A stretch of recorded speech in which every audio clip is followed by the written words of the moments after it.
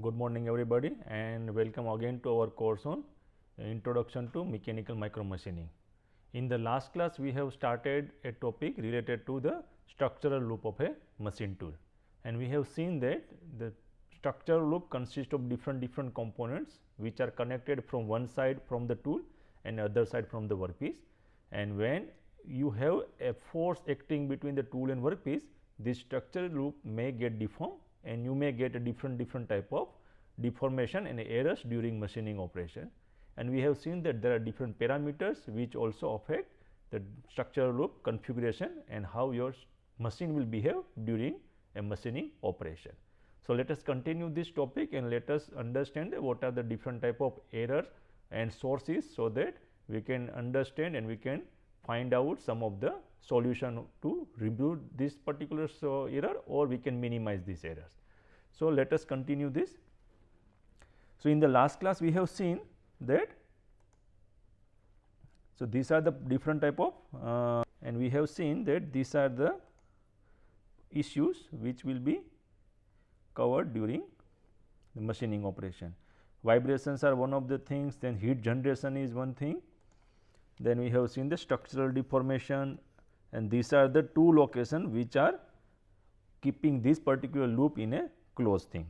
Hysteresis in the slide and reverse way, because if you are moving in one direction and you are reaching this location, if you give the same distance travel to the original location, you will not reach that location. It may be somewhere shorter than that, it like that, and then you are end up with this type of hysteresis. Ambient vibration, floor acoustic vibration, which will come through the other machine or some other equipment to our micro machining center. Ambient temperature also play important role, because if your room temperature where the machine is installed, if that temperature is variable, it will affect the machining performance. Then these are the errors which we are going to discuss now: flatness error, straightness error, and some other things. Kinematic motions, we generally believe that your tool is rotating only along the z axis, but that is not true, because there are some problems in the rotation axis also. Translation, we believe that our x and y both are perpendicular to each other and there is no any other motion than the translation, but that is also not correct in many cases, that we will see. Machine tool induced vibration also play important role. So, these are the different parameters which will affect the structural loop of the machine tool.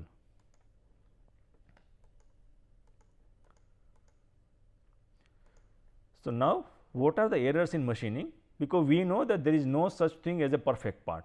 What is the perfect part? That means, suppose you want a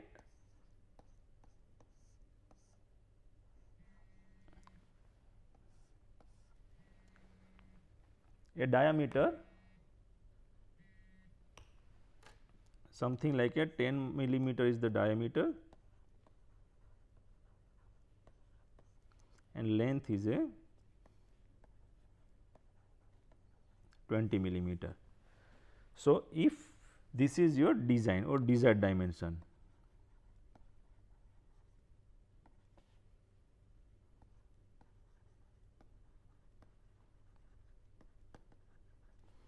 if you are getting the same thing whatever you are this is getting. So, let us machine it and you are getting the same thing.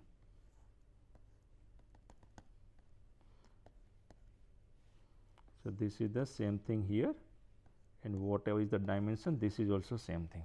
Then we can consider this is the perfect machining, but generally it will not happen, because whatever way we are designing in the solid that 3D modeling software or different type of CAD softwares, those parts you can easily get. That means, you can easily do a drawing with a perfect dimension, but when you actually do machining at that time, there are lot of issues which will play important role, and because of that you will not get exactly 10 millimeter diameter and 20 millimeter in the length.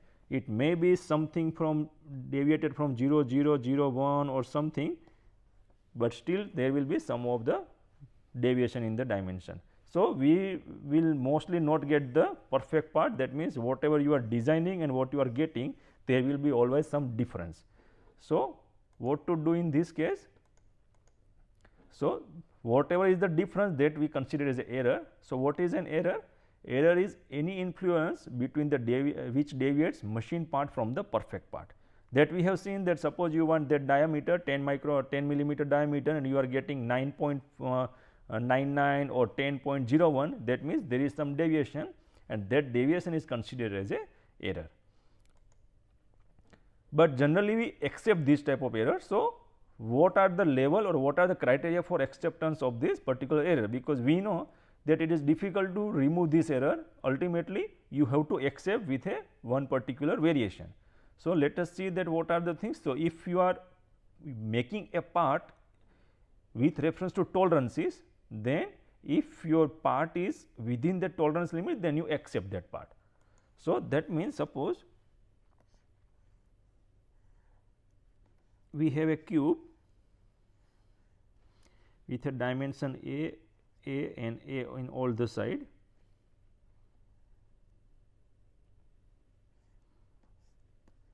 This all the A, and now that consider A is a 10 millimeter. And what you are making here, suppose it has a dimension A equal to 9.98 or A equal to 10.02. If this is the thing which is acceptable in this particular application, wherever this part is going to fit or going to assemble, then it is acceptable. So, what we do this tolerance? So, tolerance what we write that 10 plus 0.02 minus 0.02. So, that means if the part is with a 10.02, it is acceptable. If the part is 9.98, then also it is acceptable. So, this is in terms of the tolerance. If you are putting a acceptable or non acceptable limit with reference to the tolerance. Another thing is the roughness.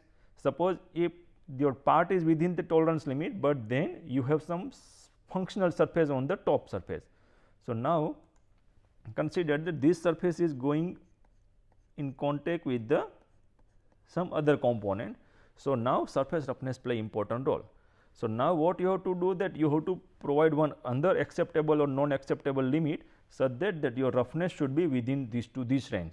So, now this is the component. Now, you can say, so this is the roughness R, RA, that is mostly given by the RA, that is means the arithmetic surface roughness.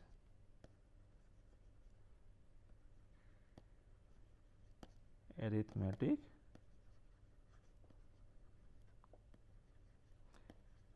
surface roughness, that is called RA.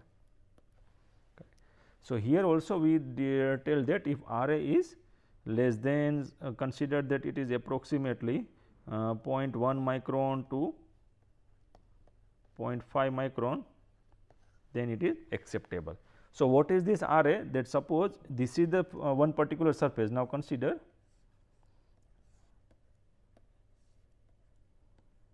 this is one surface.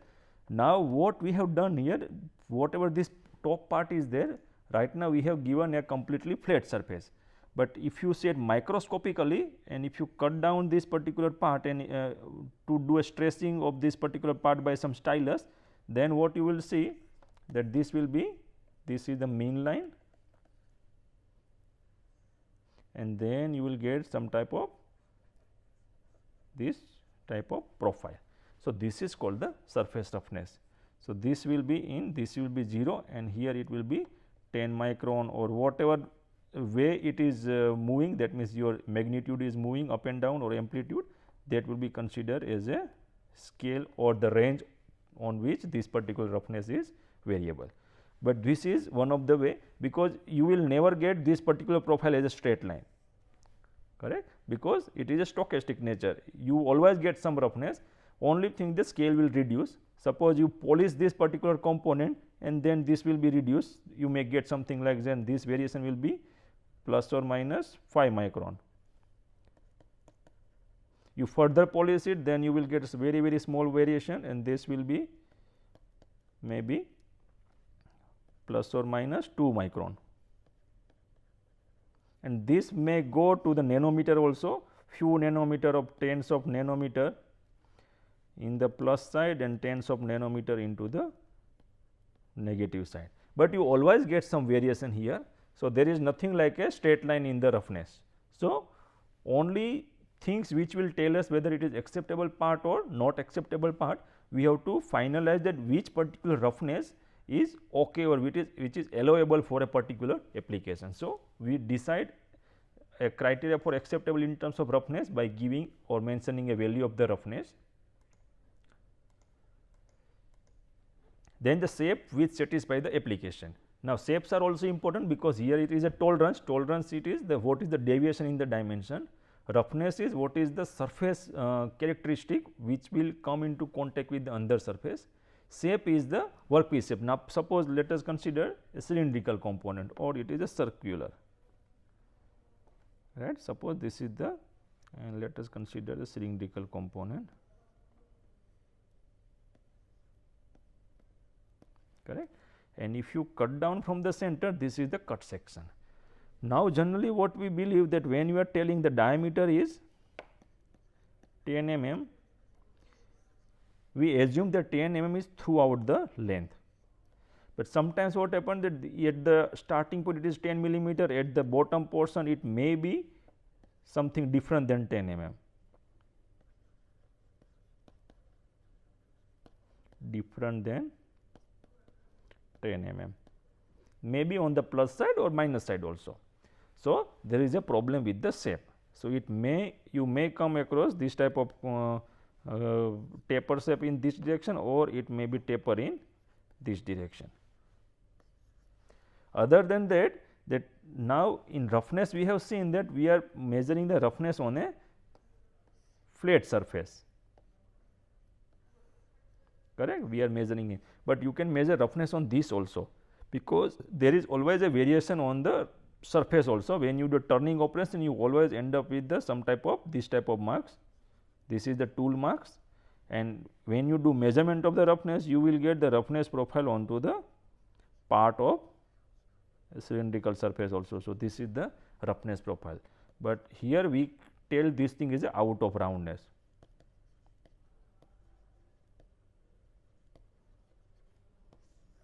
Right. So, now what you have to do that if you are getting this type of part after turning operation, this is a turning, then what you do that you do cylindrical grinding operation,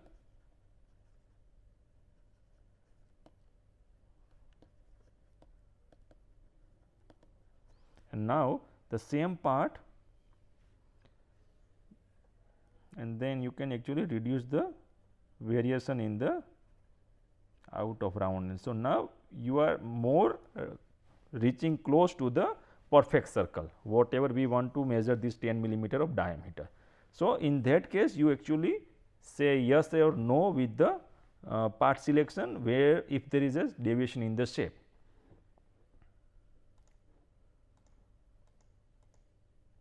And material also play important, because sometimes you want a particular material property by making a functional material, then you have to understand that part is acceptable if it if the properties are least predictable within the some range of the uncertainty.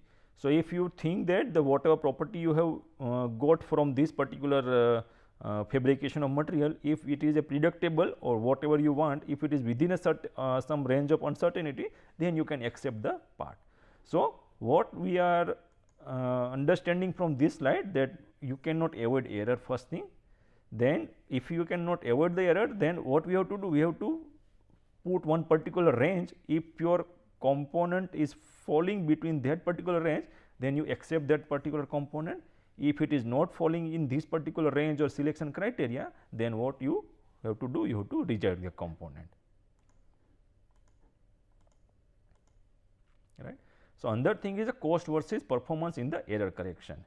Now, we know that we are end up with error, because anyhow you have to remove those errors, but first we have to see that what things you have to do to correct this error, and how much cost and time you have to spend for reducing or the correcting those errors. So, what is important, how much time or money spent to look for the source of the error to prevent or to minimize. Now, here you have to spend in two different ways. First thing, that suppose there is an error, you have to find the source of that error. So, you have to spend some time and money for just looking at the source only. So, once you identify that source location, then what is the next thing, that you have to either prevent that particular error, or if it is very difficult to prevent, what you can do, actually you can minimize that thing. But still this is the first thing, then again you have to spend money for either preventing that particular error, or you have to minimize that error.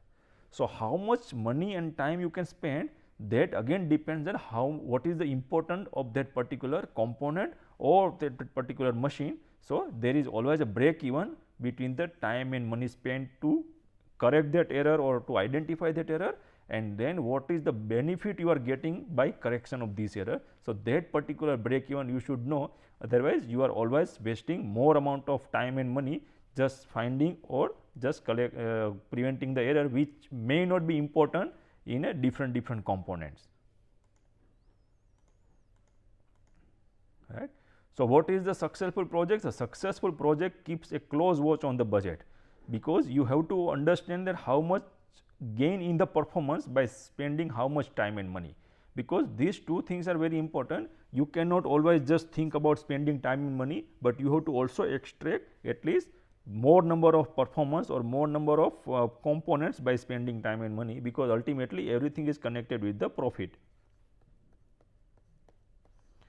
If you are not looking at the profit, then you are always in the particular problem that you are not utilizing the machine and the resources perfectly, right. So, this is one of the examples.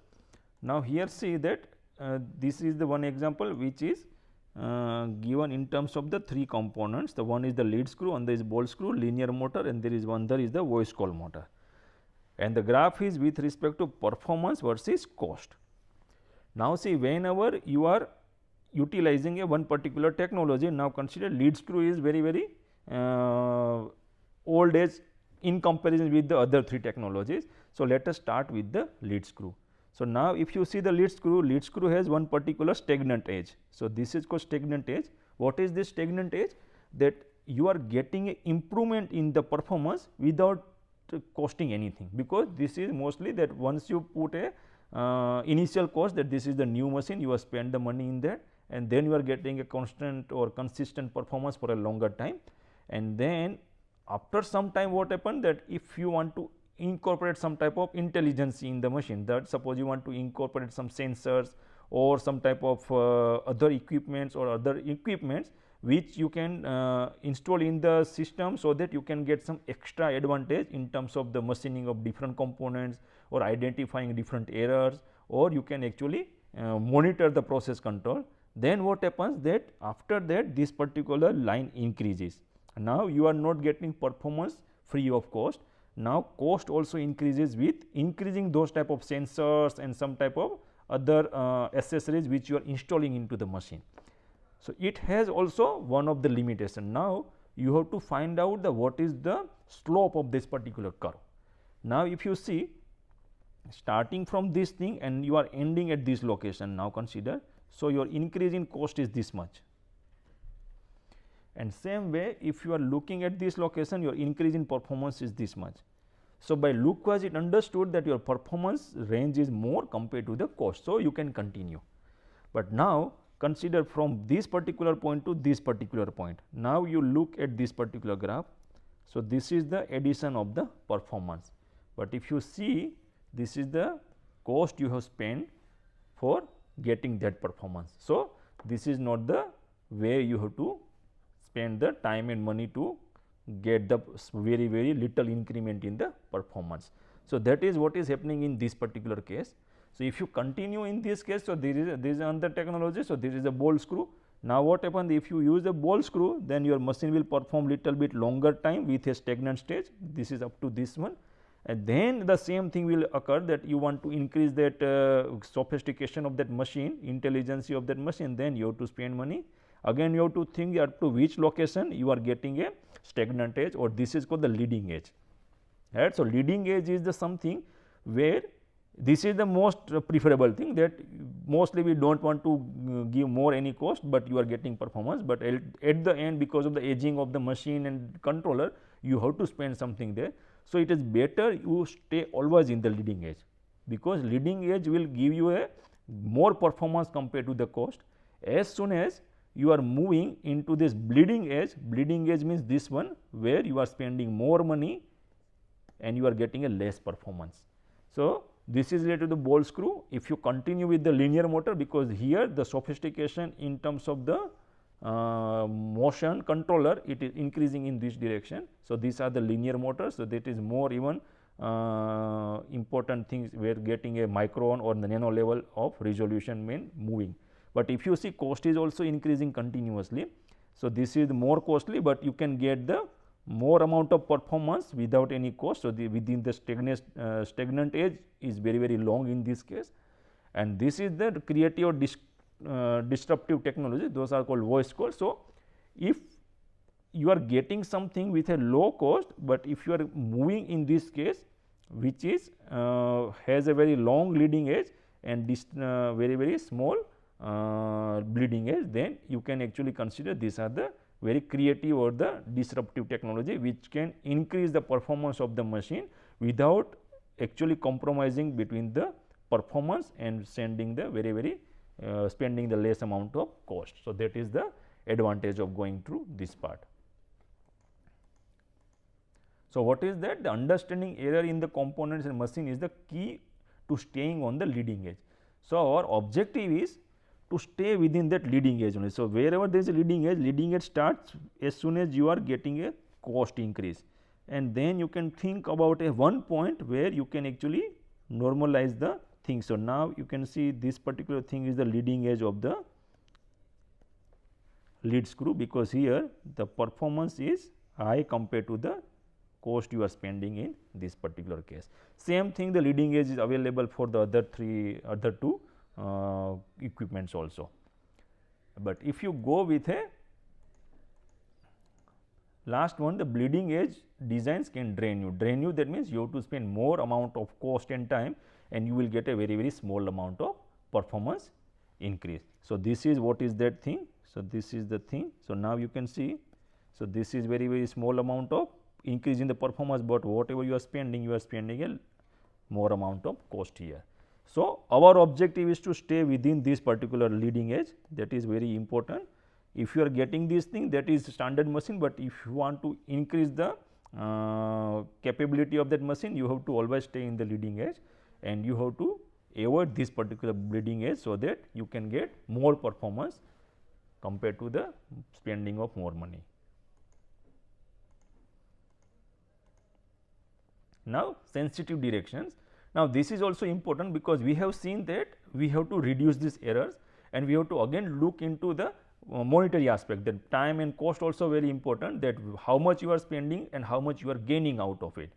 But before you go to that particular aspect, first you have to find that what are the errors and whether that error is really important to remove or not. Because many times what happens, that some errors are occurring into the process, but it may not be very critical when you are getting a part out of it.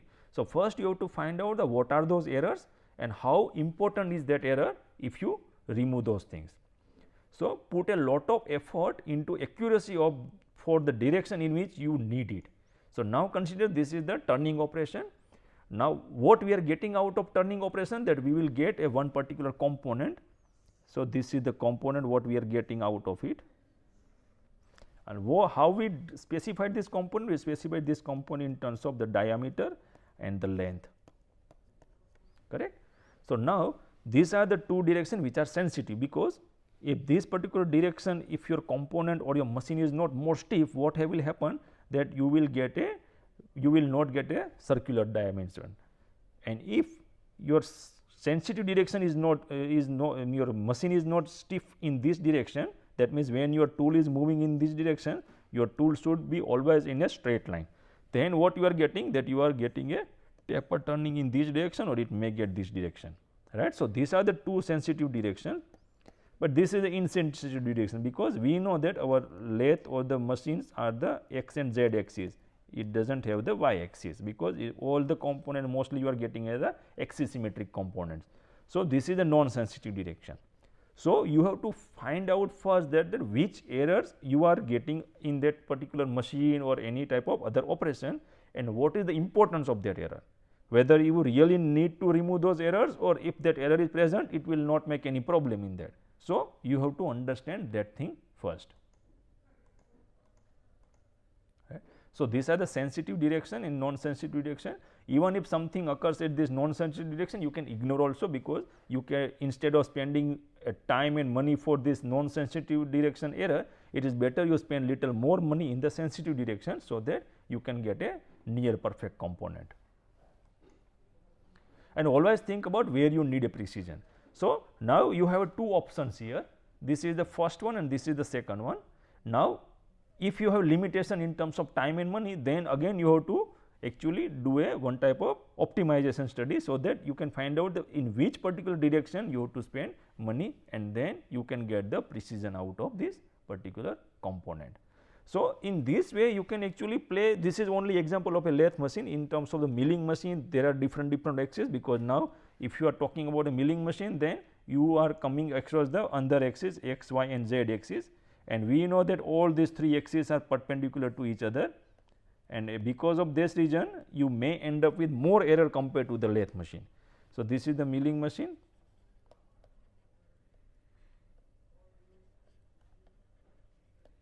Machine configuration.